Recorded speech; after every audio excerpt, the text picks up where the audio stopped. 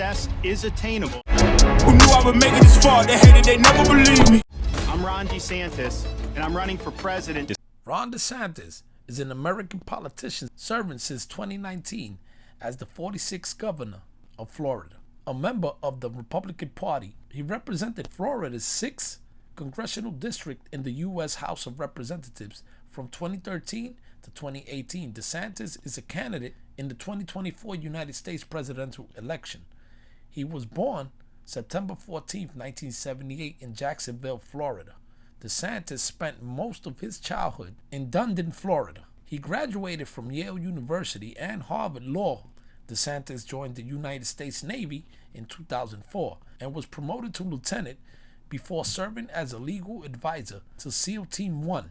He was stationed at Joint Task Force Guantanamo in 2006 and was deployed to Iraq in 2007. When he returned to the United States about 8 months later, the U.S. Department of Justice appointed DeSantis to serve as a special assistant U.S. attorney at the United States Attorney Office in the Middle District of Florida, a position he held until his honorable discharge from active military duty in 2010. DeSantis was first elected to Congress in 2012 and was re-elected in 2014 and 2016 during his tenure. He became a founding member of the Freedom Caucus and was ally of President Donald J. Trump. He briefly ran for U.S. Senate in 2016, but when incumbent Senator Marco Rubio sought re-election, DeSantis won the Republican nomination for the 2018 gubernatorial election and narrowly defeated the Democratic nominee, Tallahassee Mayor Andrew Gillum, in the general election by 0.4%. Governor DeSantis came to recognition as Governor. DeSantis resisted taking many of the measures to slow the spread of COVID-19 that various other state governments implemented, such as face mask mandates, stay-at-home orders, and vaccination requirements. During the pandemic, Florida experienced above-average economic growth. DeSantis cut state government spending, which combined with federal stimulus payments and high sales tax revenue led to the largest budget surplus in Florida history. He engaged in recovery efforts after Hurricane Ian and Hurricane Nicole and oversaw the passage of controversial Parental Rights in Education Act. He was then re-elected in a landslide, wrote 2 books, and put in his bid for President of the United States in 2024 elections. So guys, let's see more about him live and in action. Editors, roll clip, fair use.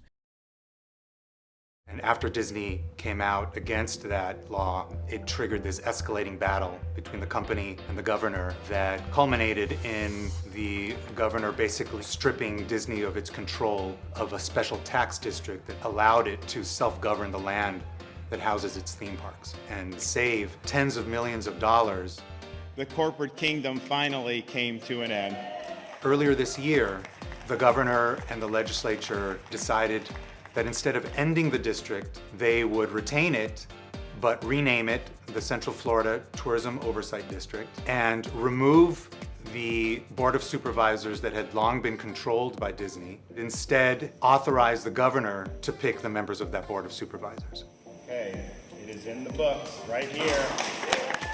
When you're willing to stand up for the right things when it's not necessarily the easiest thing to do, that's when people really appreciate it. Because, you know, anyone can get ahead of things when everyone agrees or it's really popular. But when you're facing some brushback and yet you just stand in there and fight for them, they really, really appreciate that. Businesses shuttered, deserted streets, and strict measures in tackling a global pandemic. For most states in the US, these are familiar scenes. But in Florida, it's a different picture. There have been no statewide COVID restrictions for more than 6 months, with bars, restaurants and beaches open at full capacity. Republican Governor Ron DeSantis says his decisions, which critics accuse of flying in the face of science-based advice, were right. We actually have people opening new businesses here. We actually have people hiring people. Our unemployment rate's much less than the national average and way less than a lot of the lockdown states like California and New York. Today, though, we think we can build off this momentum. That momentum is obvious in places like Miami, where tech, finance companies and restaurants are relocating. Unemployment here is also lower than states like New York and California. This part of Florida, you got a lot of advocates and some proponents of the Second Amendment. And I've seen signs in different people's yards in the past after these disasters, and I would say it's probably here, you loot, we shoot. The other thing that we're concerned about, particularly in those areas that were really hard hit, is, we want to make sure we're maintaining law and order. Don't even think about looting. Don't even think about taking advantage of people in this vulnerable situation. And so local law enforcement is involved in monitoring that. I told Kevin if the state needs to help as well, because you can have people bringing boats into some of these islands and trying to ransack people's homes. I can tell you, in the state of Florida, you never know what may be lurking behind somebody's home. And I would not want to chance that if I were you, given that we're a Second Amendment state. Yes. FEMA Administrator Chris Wells said today that she acknowledged concerns that Florida, as it was said, lacks response to the storm so far, and that Whoa. Give me a break. That is nonsense. Stop politicizing, okay? Stop it. We declared a state of emergency when this thing wasn't even formed. We've had people in here, you've had counties doing, they've done a lot of hard work, and honestly, you're trying to attack me, I get, but you're attacking these other people who've worked very hard, and so that's just totally false. I don't think we've ever, certainly since I've been governor, declared a state of emergency this early. We made sure that we were very inclusive with it. We said that there was a lot of uncertainty, and we've worked to make sure the preparations that have been done and all this stuff, you talk to the people at the counties when they've needed something, stuff gets there very quickly because of what Kevin and his team have done. So Florida law is that you have to be here legally to be able to be employed. That's been the law for forever. And so when we have something like an E-Verify, that's a tool to make sure that long-standing Florida law is enforced. And I think that that's important. You can't build a strong economy based on illegality. And I think if you look what's happening at our southern border, part of the reason that's happening, yes, primarily because of Biden and his recklessness of opening the border and causing a lot of damage with the drugs that are pouring across, the fentanyl, tens of thousands of people dying. You have criminal aliens coming into our country. You have people on the terrorist watch list coming into our country. It's a total disaster. Part of the reason, though, you're seeing those numbers is because people feel that there are carrots to be able to come, that the U.S. isn't going to enforce its laws, that states aren't going to enforce its laws. And I think if you want a secure border, yes, I've said, let's build the wall. Bud Light, got to get your take on the boycott. So you just brought up Anheuser-Busch. Bud Light's getting hit as hard as I've ever seen it. Why would you want to drink Bud Light? I mean, honestly, that's like them rubbing our faces in it. And it's like these companies that do this, if they never have any response, they're just going to keep doing it. So if you as a consumer are like, yeah, they're basically, and I mean, it's such a fraud with what they're doing with that. Like, yeah, they're doing that, but I'm just going to keep drinking it anyways. Well, then they're just going to keep doing it. So I think we have power as consumers to make our voice heard, and not on every company, because sometimes conservative consumers aren't going to make a dent in some companies.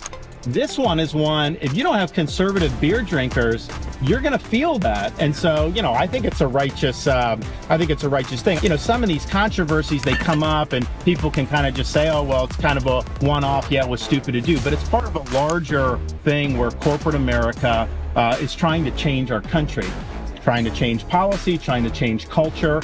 And, I'd rather be governed by we the people than woke companies. And so I think pushback is in order across the board, including with Bud Light. It is wrong for a teacher to be telling a young student that they may have been born in the wrong body or that their gender is a choice. We don't allow this in our schools, and we don't now in Florida, we've banned teachers from forcing students to choose pronouns. Some of these schools around the country, they want a second grader to choose pronouns.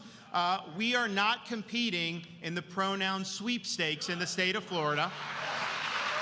Hey guys, it's Jose, your regular Joe Blow, keeping an eye out and my ears open to Americans all around us with conservative values who actively love America, the beautiful. Ain't that right? He ain't lying.